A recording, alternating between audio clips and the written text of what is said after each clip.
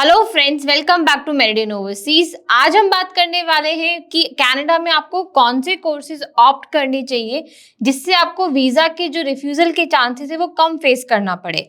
सबसे पहले आपको हमेशा ये ध्यान रखना चाहिए कि आप जो कोर्स ऑप्ट कर रहे हो वो रेलेवेंट होना चाहिए और प्रोग्रेशन में होना चाहिए। मैं आपको हर वीडियो में बताती हूँ कि कनाडा में रेलेवेंसी और आपकी कोर्स से प्रोग्रेशन, फॉर सपोज आप 12th पास आउट हो और आपकी प्रोफाइल में थोड़ा सा गैप है तो आपको बैचलर डिग्री के लिए जाना चाहिए rather than going for a diploma. वहां वीजा सक्सेस रेट अच्छी रहती है। अब बात करें कि कौन से कोर्सेज जिनका सक्सेस अच्छा चल रहा है, तो सबसे फर्स्ट प्रेफरेंस वो रहती है टेक्निकल कोर्सेज की। अब वो टेक्निकल चाहे आईटी में हो, मैकेनिकल में हो, सिविल में हो, आर्किटेक्चर में हो, किसी भी पर्टिकुलर प्रोफाइल में हो, technical courses Canada visa success rate बहुत अच्छी रहती है। बट हमेशा ध्यान रखना आपकी रेलेवेंसी बहुत जरूरी है। आप अगर रेलेवेंट है प्रोफाइल तो ही वीजा सक्सेस रेट ज्यादा है।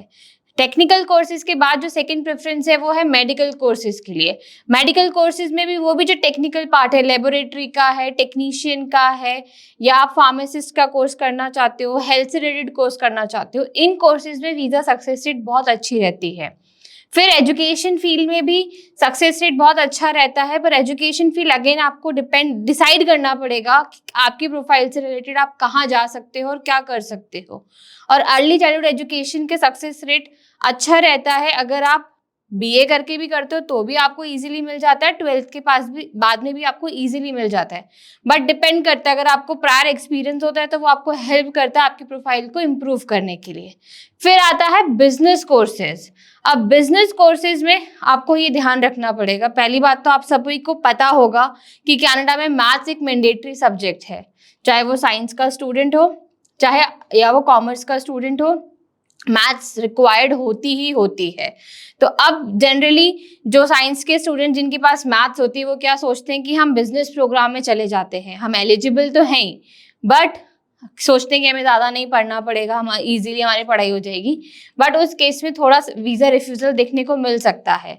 बिजनेस प्रोग्राम में उन्हीं स्टूडेंट्स को जाना चाहिए जो कॉमर्स बैकग्राउंड से है। उन स्टूडेंट्स के लिए सक्सेस रेट ज़्यादा अच्छी रहती है। अगर आप डिप्लोमा में भी जाते हैं तो भी आपका सक्सेस आता है, और बैचलर डिग्री में जनरली हर प्रोफाइल का वीज़ा सक्सेस रेट अच्छा है कंपैरेटिवली टू डिप्लोमा। जो रिफ्यूजल सबसे ज़्यादा फेस करने को मिलता है वो आर्ट्स के स्टूडेंट को मिलता है, क्योंकि आर्ट्स के स्टूडेंट को आगे करियर प्रोग्रेशन में नहीं समझ आता है कि उनको किस प्रोग्राम में जाना चाहिए।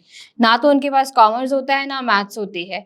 तो कोर्स सिलेक्शन सबसे बड़ा इंपॉर्टेंट पॉइंट है। यहाँ आपको ध्यान रखना पड़ेगा कि आप अपना कोर्स सिलेक्शन कैसे करते हैं और किस प्रोग्राम में आप जाते हैं और कैसे उससे आप अपना करियर डेवलप करते हैं।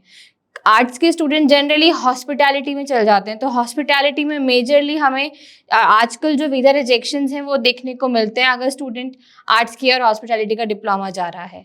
तो उस केस में भी आपको ध्यान रखना है कि आपको कैसे कोर्स सिलेक्ट करना है। तो ये कुछ कोर्सेज हैं जहाँ आप अप्लाई कर सकते हैं, जहाँ आपके वीज़ा सक्सेस रेट अच्छे हैं। अब आपको क्वेरी करना है, आपको नहीं समझ आ रहा है आपकी प्रोफाइल के बेसिस पे आप कहाँ अप्लाई कर सकते हो, कौन सा कोर्स बेटर है, कौन कौन सी प्रोफाइल में कौन कौन से पर्टिकुलर सब्जेक्ट्स में हम कहाँ कहाँ जा सकते हैं, तो उसके लिए आप हमसे कनेक्ट कर सकते हैं। आपकी जो भी क्वेरी है वो आप हमें मेल कर सकते हैं एप्लीकेशन 02@meridian.org पे। साथ ही आप हमारी वेबसाइट पे जाके ऑनलाइन काउंसलिंग सेशन भी बुक कर सकते हैं, और अगर आपको फेस टू फेस काउंसलिंग चाहिए तो हमारी ब्रांचेस भी विजिट कर सकते हैं। और ऐसी ही रेगुलर अपडेट के लिए चैनल को लाइक कीजिए, सब्सक्राइब कीजिए और बेल आइकन को प्रेस कीजिए। थैंक यू, मिलते हैं नेक्स्ट वीडियो में।